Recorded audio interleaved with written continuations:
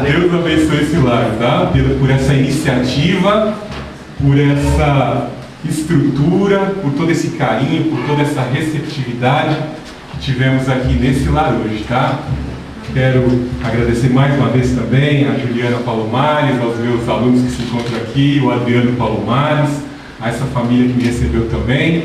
Estou feliz hoje também porque encontrei, depois de 2 anos, aí, alguns membros da minha denominação, a Remanescente Cristã Filadélfia, o Alexandre, a Kátia, os meninos, o Alexandre Júnior, o Matheus, o Davi. Que saudade que eu estava de vocês, né? Muito bom ter encontrado vocês, muito bom estar aqui essa noite, muito bom estar compartilhando a palavra de Deus, tá? E eu tenho certeza que Deus vai falar grandemente com as nossas vidas. A princípio, nós vamos estar trazendo a mensagem da palavra de Deus, algo que eu preparei essa semana, em especial para as nossas vidas nesse culto hoje, nessa sexta-feira, dia 21 de fevereiro de 2014, tá? Por gentileza, abram suas Bíblias no primeiro livro dos Reis, que foi escrito pelo profeta Jeremias, supostamente, assim alguns historiadores acreditam.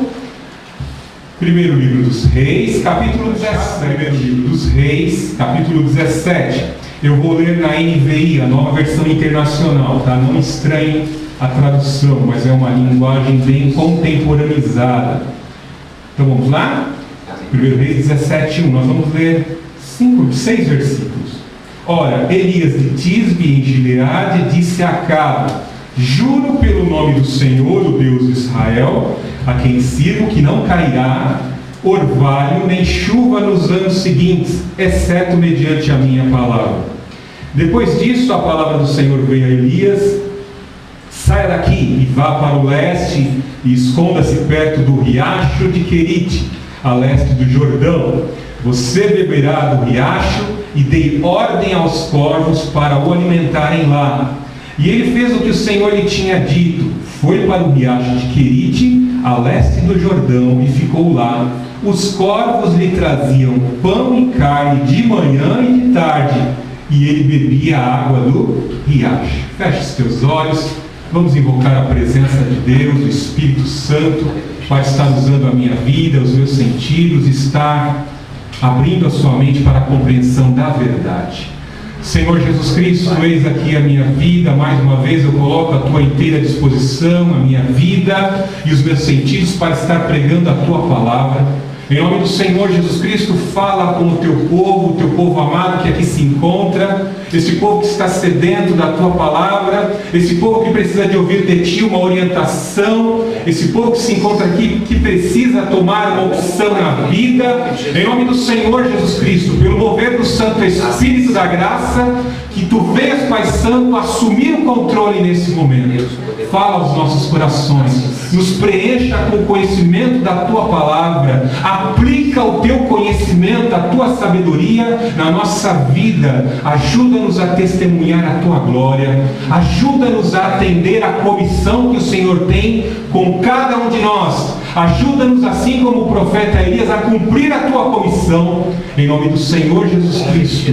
Que todos os espíritos imundos contrários à iniciativa dessa igreja, que aqui cresce nesse lar, sejam repelidos e afugentados em nome do Senhor Jesus Cristo, pelo fogo do Espírito Santo. Que os espíritos imundos contrários à pregação do Evangelho de Jesus Cristo sejam repelidos agora, em nome do Todo-Poderoso, o Senhor Jesus Cristo. Ilumina as nossas vidas, Pai Santo, para a honra e glória do Deus Altíssimo, do Senhor Jesus e do Santo Espírito.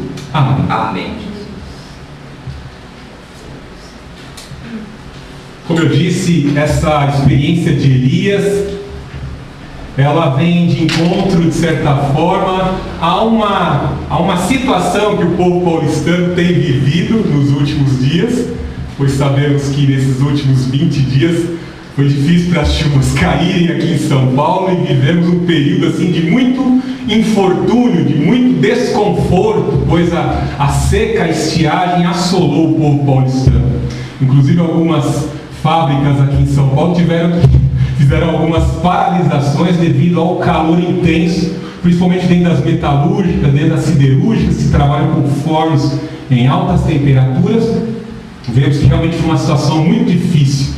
E vemos a semelhança, como eu disse, com essa experiência do profeta Elias, numa época em que se cultuavam divindades demoníacas como Baal e Aserá, que eram deuses da fertilidade, que eram deuses que controlavam as chuvas, o vento, o fogo e a terra, né? Numa época em que se cultuavam tantas divindades demoníacas, Deus agora pôs à prova a nação de Israel, pois a nação de Israel se perverteu e deixou de adorar o Deus de Israel, o Deus que os salvou do Egito, o Deus que trazia providência, para cultuar Baal e Aserá. E vemos que nessa época, nessa circunstância caótica, Deus levanta o seu servo Elias para, em contrapartida, pregar a palavra de Deus e assim também desafiar Baal a fazer chover, já que ele era o Deus da chuva.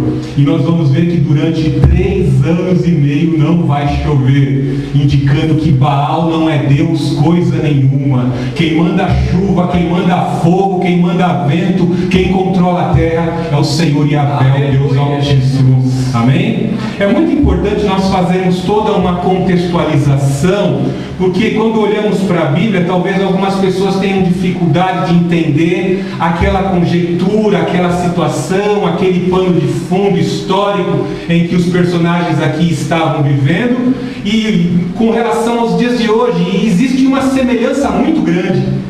Aquela circunstância, se nós olharmos para trás, a gente só vai ver hoje em dia a diferença do projeto urbano que existe aqui hoje e o RG e a foto, porque os seres humanos daquela época não tem nada de diferente dos seres humanos dessa época de hoje, tá? Porque essas mesmas divindades que foram derrotadas por Yahvé lá atrás continuam sendo cultuadas nos dias de hoje, e a gente muitas vezes, até o próprio povo de Deus, não nota isso. Então é muito importante a gente observar alguns antecedentes aqui em 1 Reis capítulo 16, versículo 29. Abre a tua Bíblia e acompanhe comigo aí. Veja que era uma época em que já estavam divididos os 2 reinos. Antigamente, no período de Davi e até Salomão, até 931 a.C., existia o reino de Israel unificado, as 12 tribos unificadas pelo grande esforço e trabalho do rei Davi, que pelas batalhas, pela devoção e o temor do Senhor, ele conseguiu manter unificadas as 12 tribos de Israel. Mas antes que os pecados de Salomão e os pecados de Roboão, seu filho, levaram a perder todo o trabalho de unificação de Davi. Houve uma separação, um cisma em 931 a.C. As 10 tribos do norte adotaram como capital Samaria, e as 2 tribos do sul, Israel, Judá, Levi e uma parte de Benjamim, ficaram com a capital em Jerusalém. Veja que ele faz um pequeno detalhe dessa descrição que eu acabei de fazer aí no capítulo de 1 Reis 16, versículo 29. No 38º ano do rei Asa, rei de Judá. Note aqui que o rei Asa era um bom rei, né? Começou muito bem o seu reinado. Era rei em Judá, capital Jerusalém. E Acabe, filho de Onri, que aí já é a capital, Samaria, Israel, das 10 tribos do norte. O Acabe, filho de Onri, tornou-se rei de Israel e reinou 22 anos em Israel e em Samaria. Quando a gente olha assim para o passado e faz um contraste entre Jerusalém, a cidade amada, e Samaria, logo se ostentava em poder e opulência a cidade de Samaria. Era uma cidade lindíssima, uma cidade de muita ostentação de poder econômico. Por quê? Ela trazia em si uma bênção de um filho de José, porque as bênçãos de Jacó, quando estava desferindo bênção para os seus 12 filhos, os filhos mais abençoados foram José, Manassés e principalmente Efraim. Efraim era uma tribo que trazia muito poder econômico, e esse poder econômico ostentava-se lá na capital de Israel, Samaria. A tribo de Efraim e de Manassés eram tribos fortíssimas, né? De muito poder econômico. E aí veja já a descrição de como estava a espiritualidade da nação de Israel, já no versículo 30. Acabe, filho de Omri, fez o que o Senhor reprova, mais do que qualquer outro antes dele. Então vemos que o rei de Israel, das 10 tribos do norte, com a capital em Samaria, se apartou de algo muito importante. Na dispensação passada, a dispensação da lei, havia-se uma necessidade para que o povo da aliança, o povo de Deus, pudesse prosperar em seus caminhos, a incumbência e o compromisso do povo de Deus obedecer à lei de Moisés. Se o povo obedecesse à lei de Moisés, tudo que o povo de Deus fizesse ia dar certo. Se plantasse, as sementes iam se multiplicar, o gado ia se multiplicar, Deus ia ser o protetor, né? O que está escrito lá nos versículos do Código Mosaico? Se obedecer os estatutos, os mandamentos que hoje vos ordeno, abençoarei a vossa terra, abençoarei o vosso gado, sararei os que estão doentes no meio de vós, extirparei os inimigos de diante de vocês, e vocês vão ser propriedade peculiar minha, ou seja, povo particular do Senhor. Em meio às nações corrompidas pagãs daquela época, Israel ia ser a vitrine da santidade, uma nação de sacerdotes, para testemunhar do Deus verdadeiro entre as nações corrompidas, as nações que cultuavam, as nações politeístas. Então Deus tinha um propósito todo especial. O projeto de salvação começava-se ali por Israel. Israel tinha que obedecer à lei. Se Israel se apartasse da lei, começaria a sofrer as implicações da sua desobediência. Algo que eu já tratei com muitos dos meus alunos lá em sala de aula, principalmente. A lei, ela tem algo muito interessante, porque ela é uma espécie de constituição de Deus. O nosso Deus, ele é santo, santíssimo. E quando nós olhamos para a lei de Moisés, automaticamente a lei de Moisés vai apontar muitos dos pecados que nós praticamos, muitos dos pecados que circulam dentro da nossa mente. E quando nós olhamos para a lei, vemos a santidade de Deus, vemos a justiça de Deus, e nos conscientizamos que nós temos que morrer, porque o salário do pecado é a morte. E o profeta Ezequiel diz que toda alma que pecar, esta morrerá. Então nós vemos que o nosso Deus, ele é um Deus de amor, mas ele também é fogo consumidor. Então existia uma condenação de lei para as nossas vidas. Mas vemos que toda essa condenação e juízo que a lei tinha para as nossas vidas, ela foi dissolvida na graça através do sacrifício do Senhor Jesus Cristo. Toda vez que você pegar a Bíblia para ler, principalmente no Antigo Testamento, você vai ver que você merece morrer. Você está separado do Deus verdadeiro por causa do pecado. Mas quando você, em misericórdia, por opção, em contrição, se arrepende, confessa os seus pecados, essa graça, esse amor de Deus é derramada na tua vida pela fé no sacrifício do Senhor Jesus Cristo. E a condenação da lei que tinha para a tua vida, ela é fincada no sacrifício de Jesus Cristo. E a condenação da lei não é mais para a tua vida. O Senhor desenvolve graça para a tua salvação através da oferta do Senhor Jesus Cristo. Algo muito interessante é nós observarmos a distinção do cristianismo para as religiões pagãs. Porque a gente vê que lá no tenda de candomblé, digo isso porque meu tio é alto escalão do candomblé, ele chega em casa com os pés tudo sujo, que ele fica lá completamente possesso, dançando para os Exu lá, para os orixás, né? Então nas religiões pagãs se exige o sacrifício de animal, né? E o Deus das religiões pagãs não se sacrificam pelos seres humanos. Certa vez eu passava um documentário lá para a minha igreja, Remanescente Cristã de Filadélfia, e uma ex-satanista dizia, né, que ela fazia tudo aquilo que o diabo queria com a vida dela. Dava ordem para ela ia lá, obedecia. O diabo, e ela sempre obedecia o diabo, mas o diabo nunca disse para ela assim: eu te amo. E quando ela aceitou Jesus, ela ouviu várias vezes no ouvido dela Deus dizer através do Espírito Santo: eu te amo e eu quero te salvar. Está entendendo? Então é difícil ver nas religiões esotéricas o diabo falar: eu te amo. O nosso Deus, ele fala no nosso coração: eu te amo, você é meu filho, né? E Deus nos trata com amor, ele caminha conosco e quer nos salvar. Então vemos aqui que a condenação que tinha para a tua vida através da lei, ela foi absolvida pelo sacrifício de Cristo. Todo aquele que invocar o nome do Senhor será salvo. Tão somente se o aceitarmos como Senhor e Salvador, já estaremos isento da condenação eterna. Então veja aqui, então Acabe estava numa situação terrível de condenação, porque se apartou da lei de Moisés, né? Então, primeira coisa, se afastou dos caminhos do Senhor. Veja no versículo 31. Ele não apenas achou que não tinha importância cometer os pecados de Jeroboão, o primeiro rei depois do cisma de Israel, né? Jeroboão, que era o capataz das obras de Salomão, do templo de Salomão, filho de Nebate, mas também se casou com Jezabel. Coisa muito interessante aqui nós observarmos que além dele desobedecer a lei, ele desobedeceu também outras cláusulas importantes da lei, no que diz respeito lá a Deuteronômio, capítulo 7.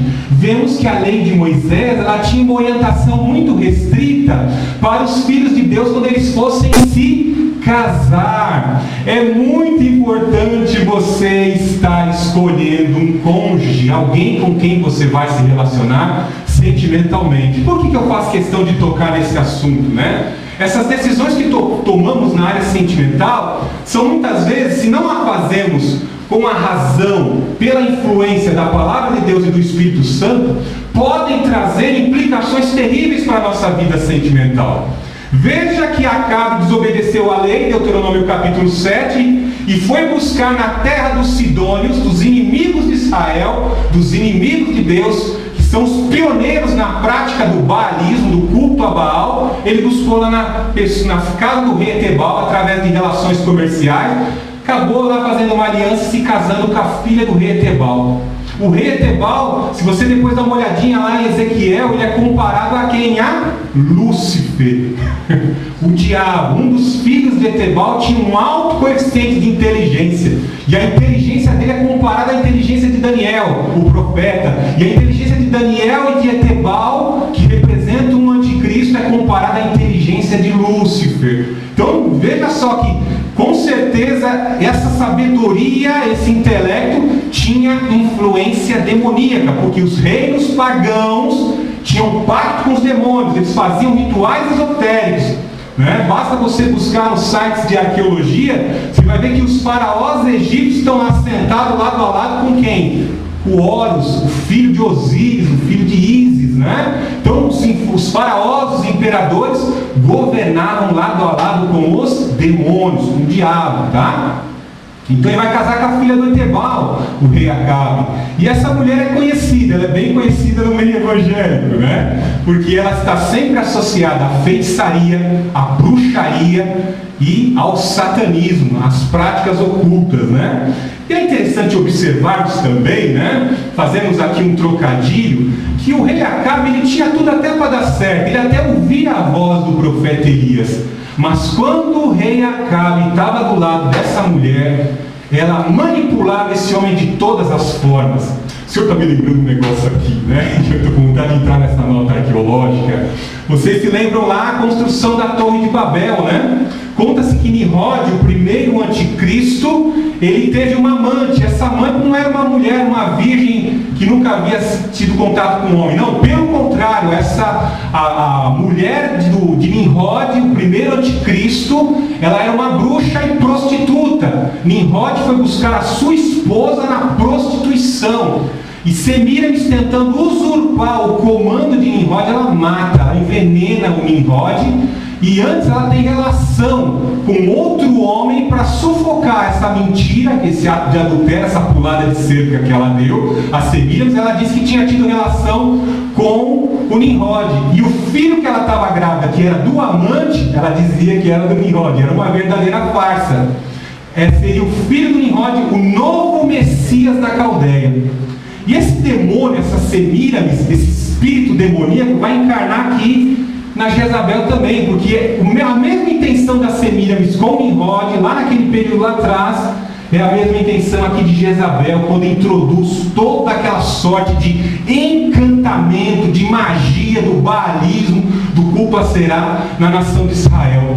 Então você veja que lá atrás, lá no passado, depois do dilúvio, já existia um plano, uma conspiração de um anticristo para destruir o povo de Deus. E aqui, ó, o plano de Jezabel como uma ferramenta do diabo para destruir as 10 tribos do norte. Porque o diabo sabe que através da nação de Israel, Deus está construindo um plano de salvação. Depois nós vamos entrar no debate acerca desse assunto para falarmos de Apocalipse 12, tá? Então vemos aí então que Jezabel se casa com o rei Acabe num conchavo político, numa aliança política. Veja, avance aí, ainda no versículo 31, Jezabel, filha de Etebal, rei dos Sidônios, e passou a prestar culto a Baal e adorá-lo. Agora eu quero que você memorize isso. Baal, o deus do fogo, o deus da terra, do vento e da água. Esse Baal continua sendo cultuado até os dias de hoje, através da New Age, da nova era, esse novo movimento socio-religioso que está por trás de muitas denominações esotéricas que estão circulando na nossa sociedade, tá? Então, quando se fala em gnomo, duende, ninfa, elfo, né? E a indústria hollywoodiana trabalha muito isso, né? Os heróis do Senhor dos Anéis, aqueles heróis bonitinhos com orelha pontuda, é tudo capeta, tá? Tudo capeta aqui, ó, faz parte aqui, ó, o pai desses demônios aqui, ó. Ó o líder desse Baal. Porque os gnomos, os duendes, as ninfas, os elfos têm por finalidade, no movimento religioso da nova era, proteger a natureza, proteger as águas, proteger a terra, né? A terra é um organismo vivo, né? A mãe Gaia, né? Quem assistiu aqui aquele filme lá, o Avatar, né? O cara pega a cauda lá e conecta numa árvore, e aí começa a conversar com a mãe Gaia, né? Com a árvore, né? Indicando que a terra é um organismo vivo. E através da destruição, né? Ela vai passar por períodos de reencarnação, assim como os seres humanos. A doutrina da nova era prega isso, que a mãe Gaia, a mãe terra, é um organismo vivo e que ela vai passar por várias espécies de reencarnação até se aperfeiçoar como uma sociedade já purgada de vários processos de reencarnação. Então essa coisa satânica aqui já era coisa lá de trás, os caldeus já criam nessa porcaria, nesse lixo esotérico, tá? E Baal é o cabeça desse movimento da nova era hoje, é um novo nome mais moderno, mais fashion para o satanismo da nova era e desse baalismo que já era praticado lá atrás, tá? Grava isso, Baal, deus do fogo, da terra, do vento e da água, tá? Então o rei Acabe, que deveria adorar o Senhor, passou a adorar a Baal, deixou de adorar Javé, o nosso Deus, para adorar Baal. E veja o que ele faz no templo de Baal, que ele mesmo tinha construído em Samaria. Vemos que Samaria, aquela cidade que ostentava a bênção de Deus, a bênção da prosperidade, deixou de crer que era Deus que tinha dado a prosperidade. Passaram agora a cultuar a Baal, e ele constrói lá um grande templo de adoração a esse demônio, Baal, né? Imagine essa adoração, os incensos e os rituais licenciosos que ali eram praticados, como isso estava entristecendo a Deus. Veja o que ele faz também, fez também um poste sagrado. O que seria esse poste sagrado, né? Você já viu naquelas festas juninas, quando o padre coloca lá aquele poste lá, e lá em cima no topo lá, a imagem de um santo lá em cima, e faz toda uma festinha junina lá do lado do poste? É a mesma coisa aqui. Mas eu vou te falar mais a fundo o que significa esse poste aqui, né? Esse poste aqui, ele vai ter as suas origens lá no Antigo Egito, tá? Era, de certa forma, o local centro de toda uma religião cultualística esotérica, porque era o órgão sexual de Osíris. Porque o culto a Osíris, o culto a Baal envolvia toda uma sexualidade. Para que a terra pudesse produzir, para que o gado pudesse se multiplicar, haviam prostitutas sagradas ali praticando rituais licenciosos, para que no ato sexual pudesse ser esparramado a semente de Baal na Será, que era a espécie de mãe Gaia. A terra pudesse produzir com muita produtividade, o gado pudesse se multiplicar, né? Só para os irmãos terem uma ideia, em outras mensagens eu trago aqui uma oportunidade, quando Hatshepsut, A filha do faraó está lá nadando no rio Nilo. Ela era estéril, ela não podia ter filhos, né? Então ela acreditava que entrando lá dentro do rio Nilo e mergulhando no rio Nilo, ela estava sendo fertilizada por Osíris. Então muitas mulheres estéreis, alguns homens até com deficiência erétil, iam lá cultuar Baal. Para quê? Para se tornarem viris, para se tornarem produtivos, para cessar a esterilidade.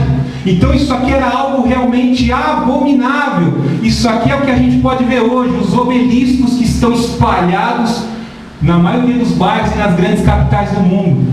Vamos lá no Parque do Ibirapuera, tem um obelisco gigantesco lá. É um órgão de Osíris, é um órgão de Baal, né? Vamos lá para Brasília, tem lá em frente lá ao Planalto Central, lá tem um obelisco. A Torre Eiffel. Vemos também em Istambul, na Turquia, em Estocolmo, na Suécia. Todas as capitais nós encontramos o órgão de Baal.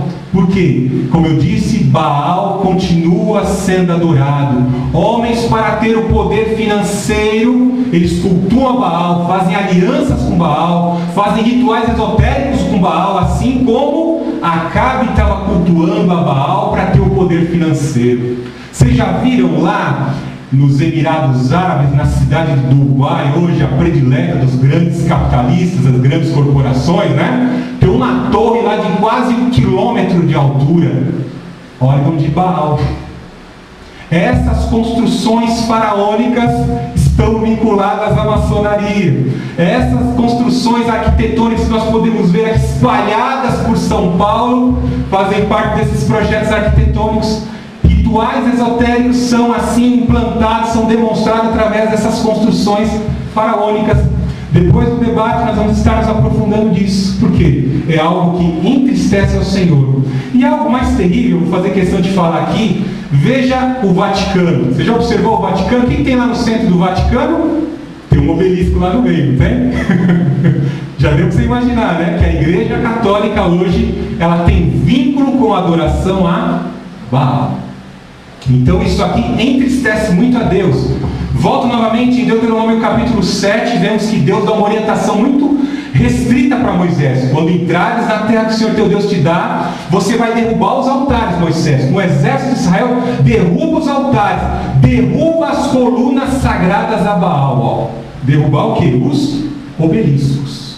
Então existia uma série de obeliscos, locais onde se cultuava Baal e Aserá, tá?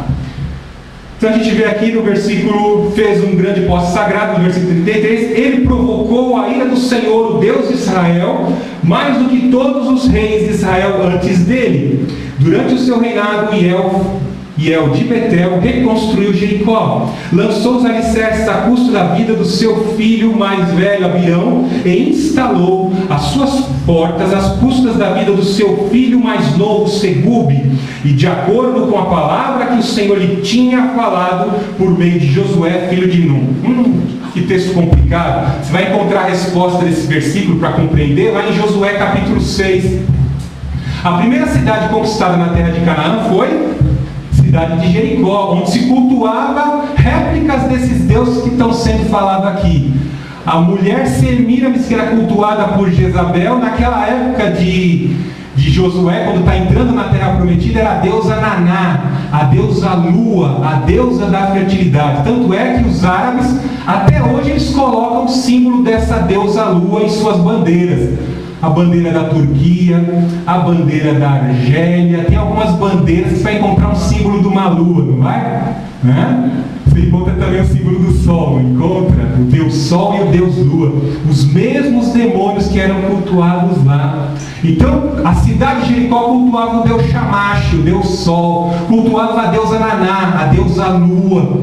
Então, Deus disse para Josué, taca fogo na cidade, incendeia, mata, destrói a todos. Essa cidade se tornou anátema, maldita. E Josué tem uma revelação profética acerca disso. Quem voltar a erguer, lançar os alicerces para a construção de Jericó, seus filhos morrerão. E veja aqui o que aconteceu. Ó. Nós vemos que Hiel de Betel reconstruiu Jericó. E veja que ele lá fala aqui o nome dos dois filhos dele, Abião e Segube. Deu para os irmãos entenderem quando eu falei aqui de projetos urbanos? O cara, para poder ostentar poder reconstruindo uma cidade, ele sacrificou os 2 filhos, né? Coisa terrível. O rei Manassés também, para ter o poder e a comunhão com os demônios, ele também sacrificou os seus filhos, passou o seu filho no fogo. É interessante, vocês já notaram que alguns sumiços, desaparecimentos de algumas crianças não são elucidados? Né? Foi detectada uma quadrilha no Paraná, né? Foram autuados em flagrante mais de 23 vereadores e deputados estaduais lá sacrificando crianças aos demônios. Já contei isso em sala de aula. Certa vez um sertanejo aqui no interior de São Paulo estava indo para a pescaria numa sexta-feira e de repente ele vê um negrinho dentro de uma gaiola de bambu ao lado de uma oca de candomblé. Ou seja, o menino estava ali, foi capturado, estava ali esperando o momento para ser sacrificado. Esse sertanejo correu para a cidade, avisou a polícia. Na hora que a polícia chegou lá à noite, pegou todos em flagrante, deputado, vereador, iam sacrificar aquela criança a Baal, aos demônios. Então, aqui vemos que lá no passado eles já sacrificavam crianças. Essas crianças desaparecidas aí, são as mesmas práticas satanistas que são praticadas ao longo da história. Assistam o filme Helena de Troia, que vocês vão ver que o grande general de uma das cidades gregas, ele sacrifica a própria filha para que o deus Mitra mande os ventos e eles possam atravessar o Egeu e conquistar a cidade de Troia. Então, era muito comum se assassinar crianças. Então, fizemos aqui, de certa forma, todo um pano de fundo da situação daquela época. E como eu disse, aquela situação daquela época é semelhante à dos dias de hoje, não mudou nada. É que muitas vezes nós estamos no aconchego do nosso lar e nós não percebemos a carência do mundo, a carência dos inocentes, a carência dos incautos, daqueles que precisam ouvir o Evangelho de Jesus Cristo para poderem salvar as suas vidas. Quão terrível é a pessoa morrer e não ter a oportunidade de ouvir o Evangelho da salvação. Veja que numa época caótica de ecumenismo religioso, de junções religiosas, do esoterismo sendo implantado na sociedade, vemos que Deus convoca um homem para pregar a sua palavra, para exortar os pecados da nação de Israel, para tentar resgatar Israel da destruição, do plano de destruição, da marcha de destruição que Israel estava marchando. Veja aí no versículo 17, que nós vemos. Ora, Elias de Tisbe em Gileade disse a Acabe: juro pelo nome do Senhor Deus de Israel, a quem sirvo, que não cairá orvalho nem chuva nos anos seguintes, exceto mediante a minha palavra. Então Elias foi comissionado para chegar na cara do rei e dizer: não vai chover. Você está cultuando Baal e está achando que é Baal que traz prosperidade para a terra, para o gado, para a fertilidade do seu exército. Eu vou mostrar para você agora, Acabe, quem é o verdadeiro Deus que manda chuva, quem é o verdadeiro Deus que faz prosperar. Mediante a minha palavra não vai chover mais. Durante 3 anos e meio não choveu. Lembra que eu falei que Baal era o Deus da água? Mandou chuva durante 3 anos e meio? Durante 3 anos e meio não choveu. E aí, imaginem a situação. Todas as fontes de renda, todas as fontes economicamente falando naquela época, dependiam da água. Água para a agricultura, água para o gado. Então imagine, começou a faltar água, a vegetação, as pastagens começaram a sumir. O gado não tinha com que se alimentar. O gado começou a emagrecer, o gado começou a perecer. As lavouras começaram a minguar. Começou a faltar nos celeiros. Água é essencial para a vida. Tanto é que a água é comparada à obra do Espírito Santo para a lavagem, para a purificação, para saciar a sede do crente que busca a verdadeira água da vida. Para nós entendermos os dias de hoje, basta você analisar a situação que nós vivemos nesses últimos dias. Mais de 20 dias sem chover. Já pensou que ia ficar mais de 60 dias sem chuva? Ou 3 anos e meio sem chuva? Ficar sem banho? A nossa higiene pessoal vai sendo debilitada. Já pensou? Numa igreja, num dia quente como esse, as pessoas aqui sem banho, sem escovar os dentes, o cheiro vai subir. O cheiro vai ficar insuportável, né? As roupas sujas, né? Nós vamos ter desconforto na hora de dormir com o calor e o nosso corpo cheio de poeira, de sujeira. Vai ficar muito complicado, né? Então Deus envia a crise para que o povo possa buscar o verdadeiro Deus. Por que Deus permite o sofrimento, né? Nós vemos muitas igrejas hoje trazerem uma proposta, né? Muitas igrejas do meio neopentecostal, né? Pare de sofrer, determine, tome posse já. Algumas músicas do J. Neto trazem essa ilusão na vida dos crentes, né? Tome posse já e agora determine a sua vitória, né? E a gente vê aqui que enquanto Deus não dá a ordem lá em cima, não é o homem que determina. É Deus sim que manda, é Deus que comissiona, é Deus que verdadeiramente faz, né? Então vemos aqui que Deus está provando o seu povo. E Deus usa a ferramenta do sofrimento para aproximar os seus filhos de si. Deus usa a vara de correção da vida, os problemas dessa vida, os desafios dessa vida, para aproximar você dele. Já notou coisa interessante, né? O filho, quando faz coisa errada, ele vai buscar em quem? No seu pai.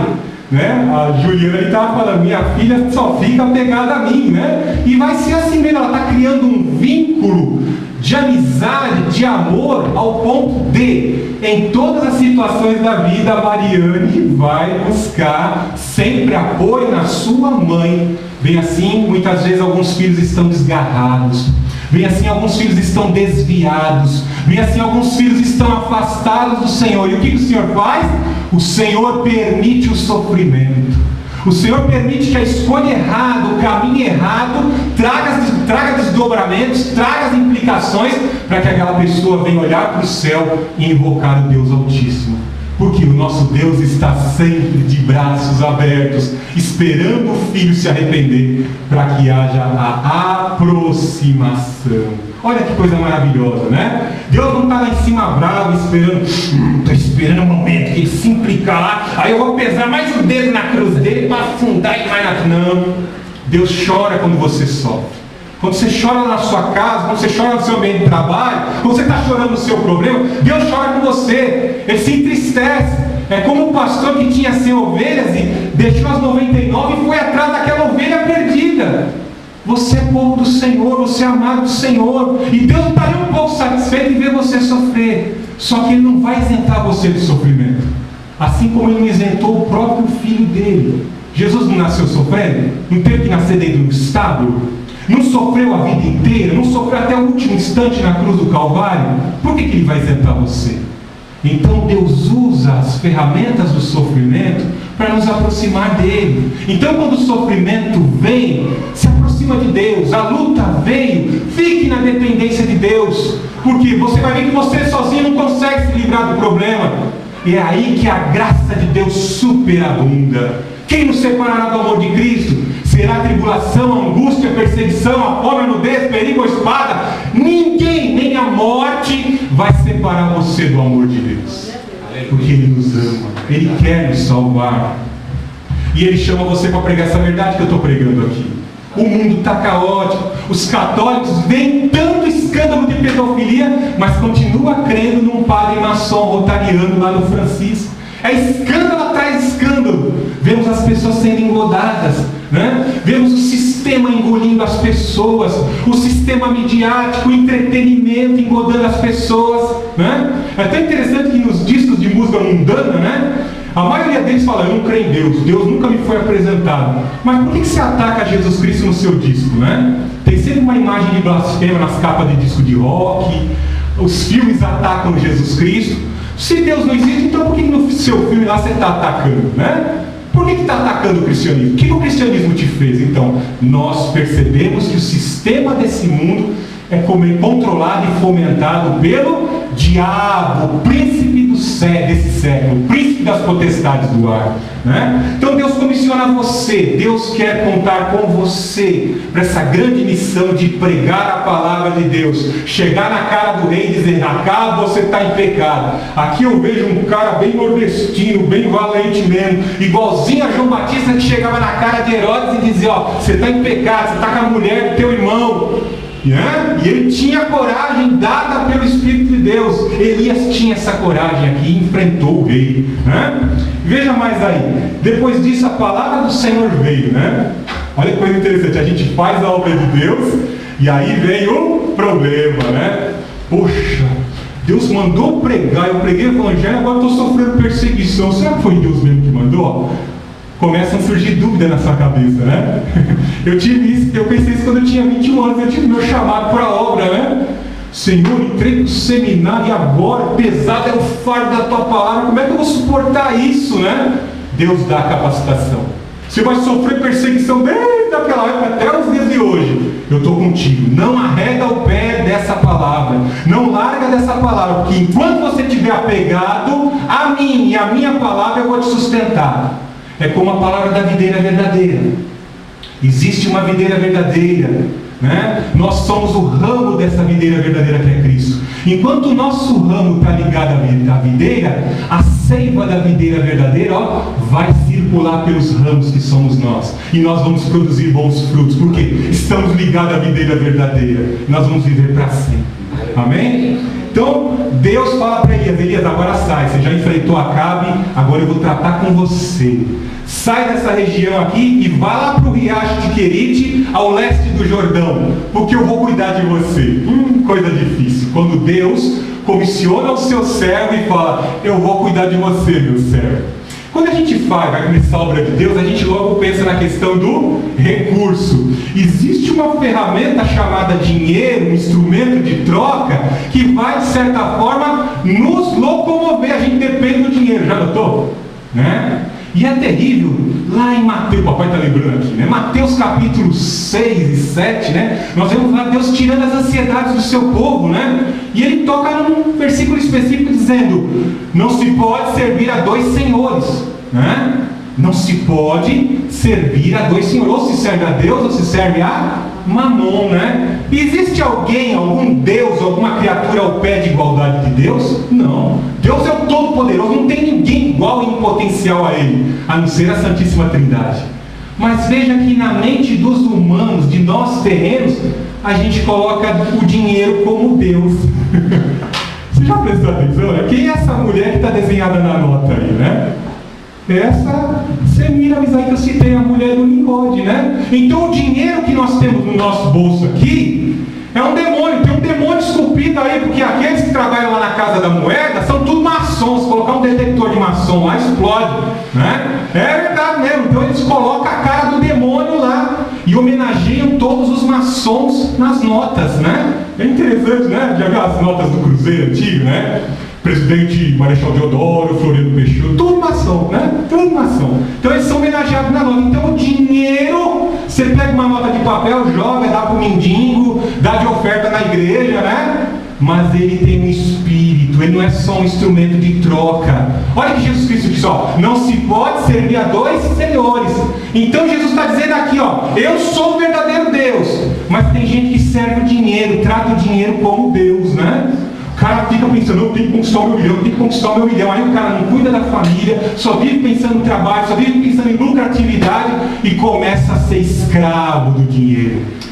Grava isso que eu vou te falar agora: o dinheiro foi feito para me servir. O nome do meu Senhor é Jesus. Grava isso: o nome do meu Senhor é Jesus. E eu não sou escravo do dinheiro. Dinheiro eu trabalho, conquisto e compro aquilo que eu preciso para dentro de casa. É um instrumento de troca.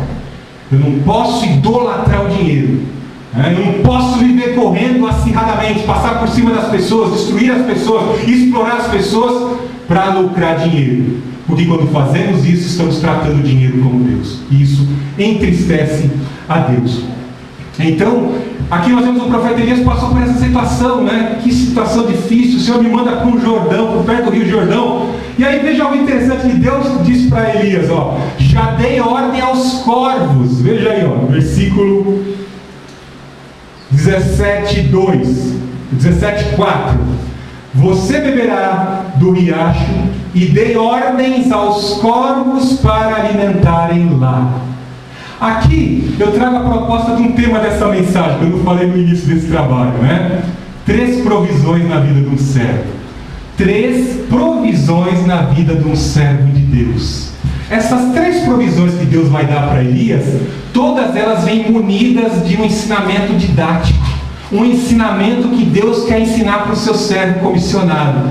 Então aqui Elias foi frustrado, os preconceitos de Elias foram quebrados, porque Deus está dizendo aqui, ó, eu já dei ordem para o urubu levar comida para você, o corvo é da família do urubu.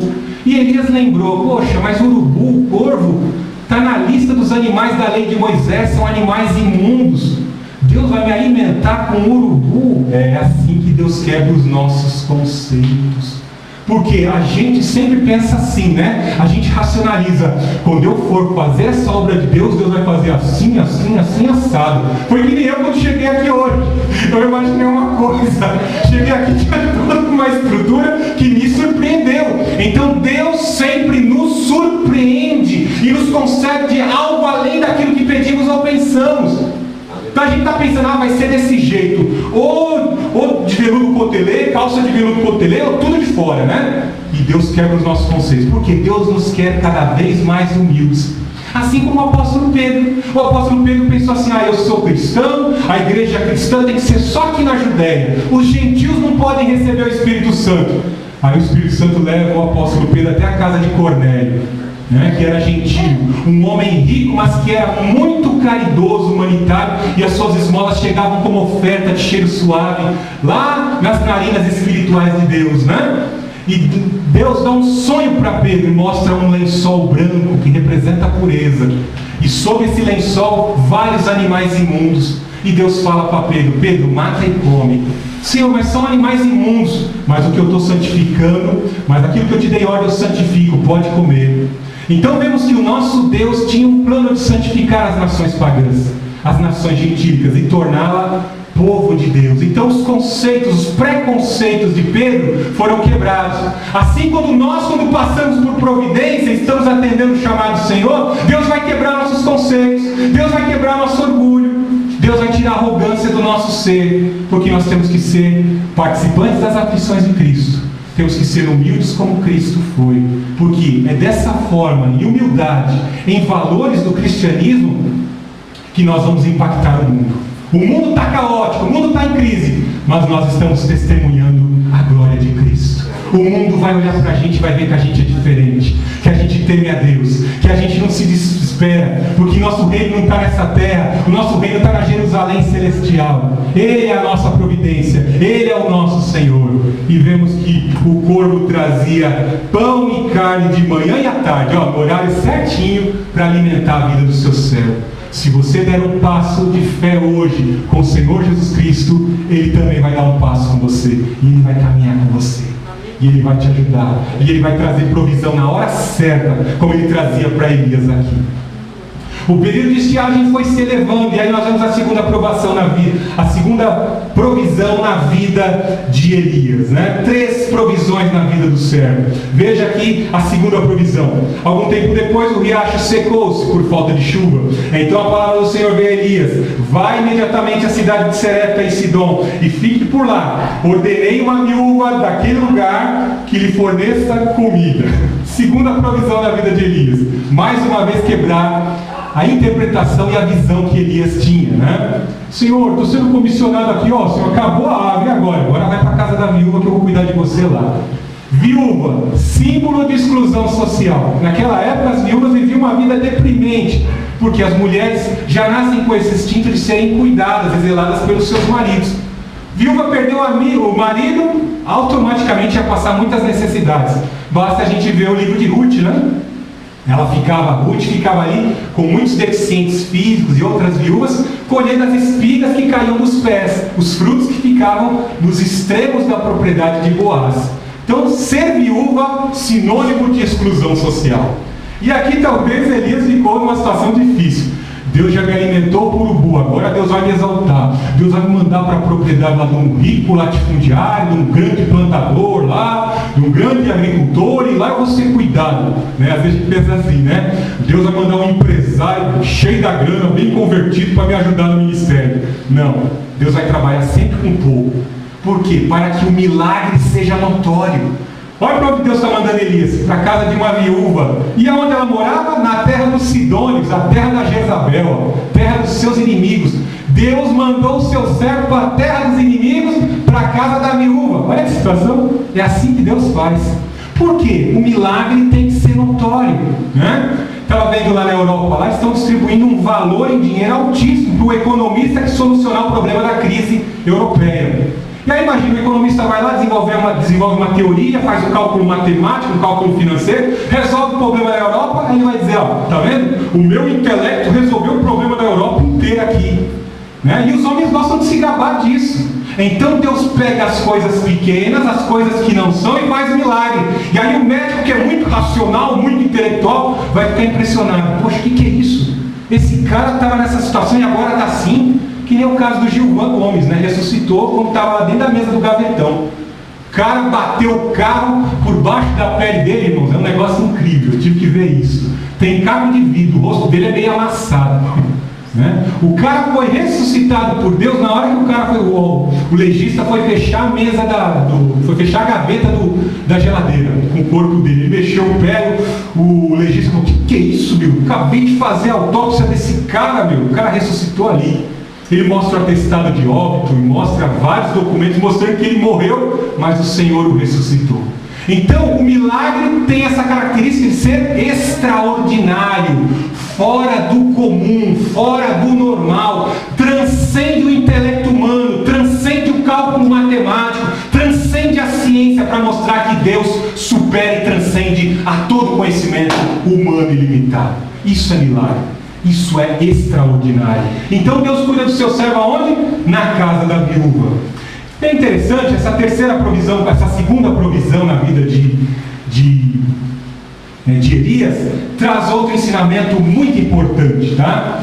É interessante que muitas vezes algumas pessoas pensam assim: Jesus vai entrar na minha casa e quando entrar na minha casa nada vai dar errado, né? Muita gente pensa assim, a gente vê até alguns certos missionários na televisão falar isso, né? Que você não tem que aceitar a derrota, que você não tem que aceitar a doença, que você não pode aceitar isso, não aceitar aquilo, você tem que determinar.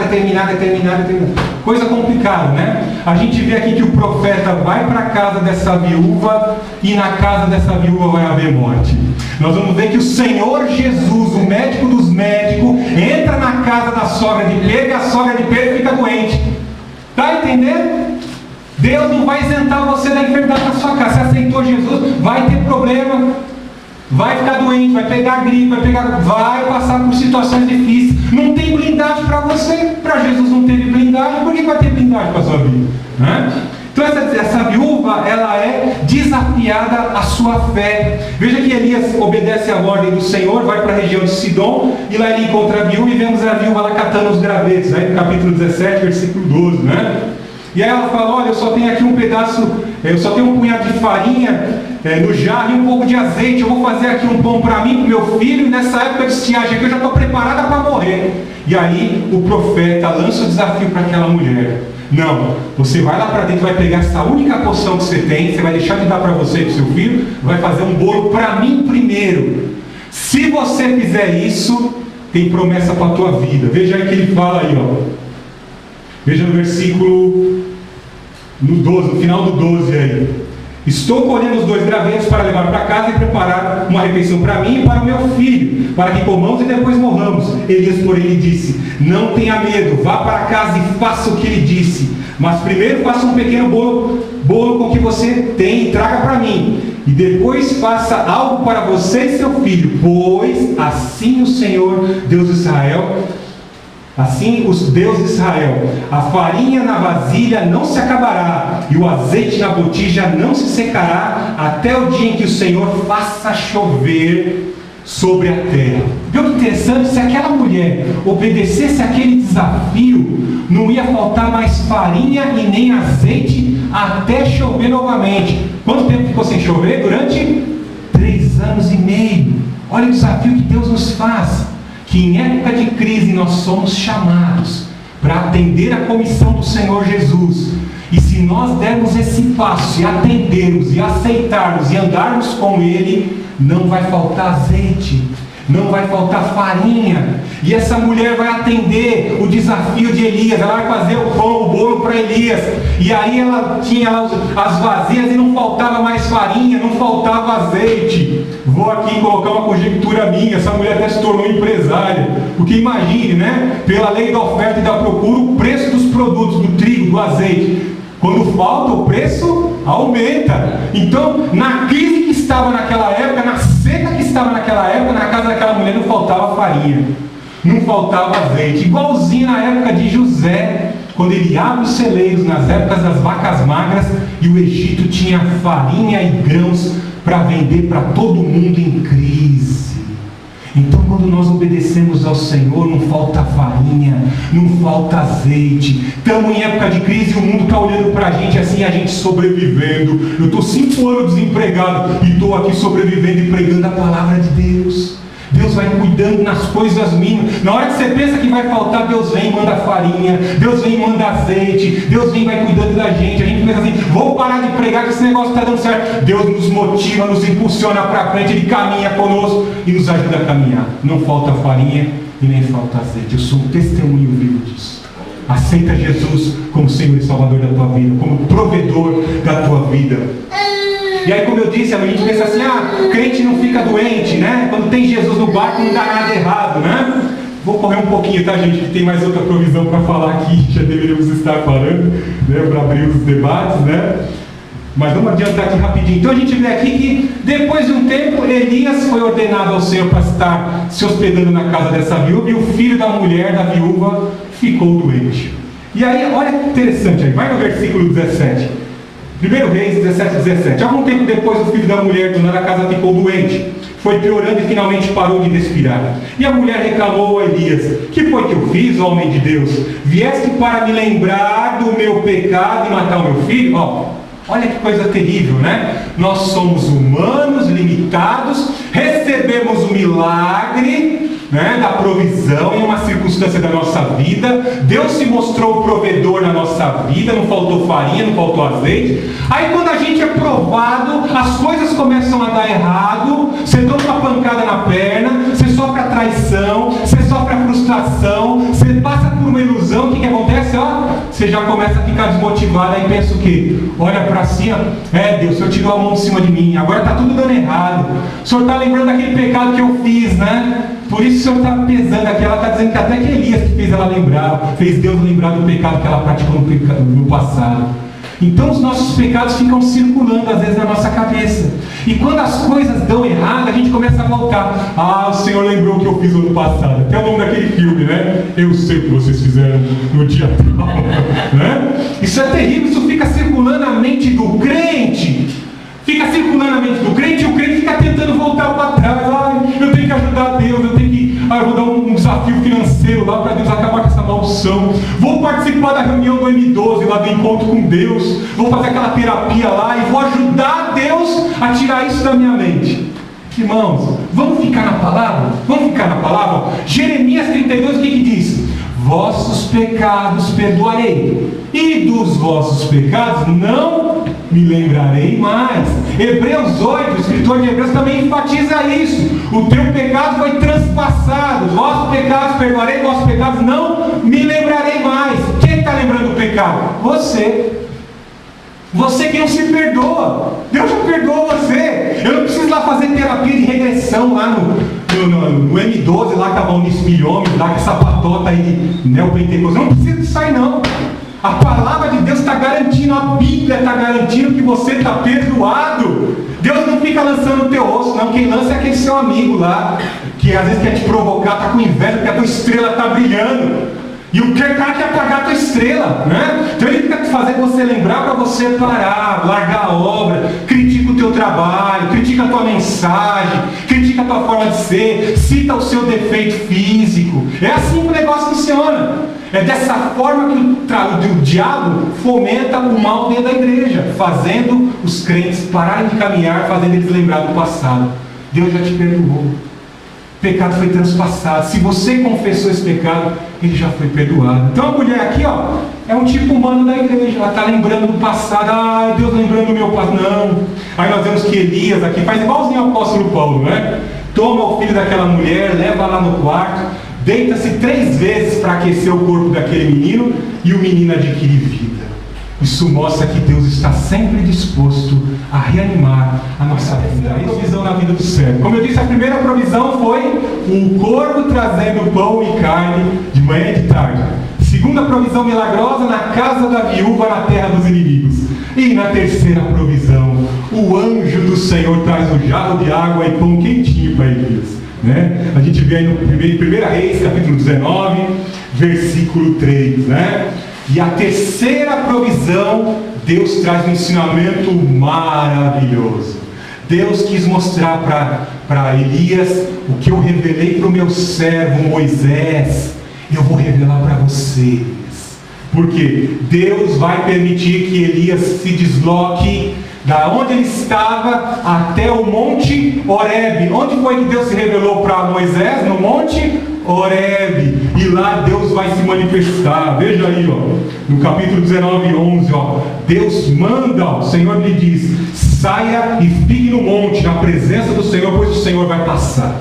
Então veio um vento fortíssimo. Lembra que eu falei para você decorar o negócio do Baal lá, né? Ó, então veio um vento fortíssimo que separou os montes, esmigalhou as rochas diante do Senhor. Mas o Senhor não estava no vento. Né? Depois houve um terremoto, mas o Senhor não estava no terremoto. Depois houve um grande fogo, né? Mas o Senhor não estava nele. E depois do fogo houve um murmúrio de uma brisa suave. O que Deus está mostrando aqui? Ó? Eu sou Deus que se revelou em poder para Moisés. Eu estou acima de Baal. Se eu quiser destruir a terra, eu destruo. Eu mando vento, eu mando fogo, eu faço chover. Se você olhar no capítulo 18 aí, ó, 3 anos e meio sem chover, Elias fala para Acabe: Acabe, corre que a chuva vai te pegar no caminho. Deus mandou chuva. Lembra quando Elias está enfrentando os profetas de Baal? Os 450 profetas estão lá se mutilando. Manda fogo, Baal, manda fogo, Baal. Já estavam se retalhando todo lado. Baal mandou fogo. Elias até tirou uma com a cara dele, né? Dizendo: ó, eu acho que Baal está defecando, fala assim, eu acho que Baal está defecando, porque vocês estão se mutilando aí e Baal não manda fogo. E aí nós vemos que faltava água. Elias restaura o altar, faz um rego, joga água, que era caríssimo naquela época. E Deus manda fogo com a invocação de Elias. Deus manda fogo, consome o holocausto e consome a água do rego. E manda uma chuva, um temporal incrível que pega Acabe na carreira. E para os irmãos entenderem aqui, Deus está mostrando: eu estou acima dos deuses. Não creio nas provisões dessa terra, elas são instáveis. Sou eu que sustento, sou eu que guardo, sou eu que dou a salvação eterna. E aí vemos algo muito interessante. A terceira provisão traz um ensinamento também interessante. Porque às vezes a gente está servindo a Deus e a gente pensa assim: só eu sirvo a Deus, olha, a minha espiritualidade é mais elevada do que o irmão ali, né? São às vezes preconceitos e às vezes coisas que estão dentro da nossa mente que não é a verdade.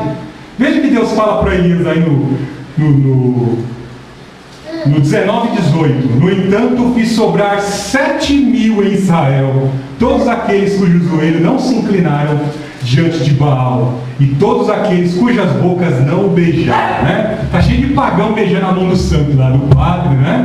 Naquela época era a mesma coisa, ia beijar a estátua do Baal, beijar a estátua da Aserá, né? 7.000 homens de Deus que estavam adorando ainda o Deus vivo e verdadeiro. Elias fazia parte, era 7.001 com Elias. Então, irmãos, o nosso Deus é Deus verdadeiro. Tá? Tem gente como você que está insatisfeito com esse sistema, com essa corrupção que comanda todo mundo. Nós estamos com o Senhor. Vamos ficar de pé?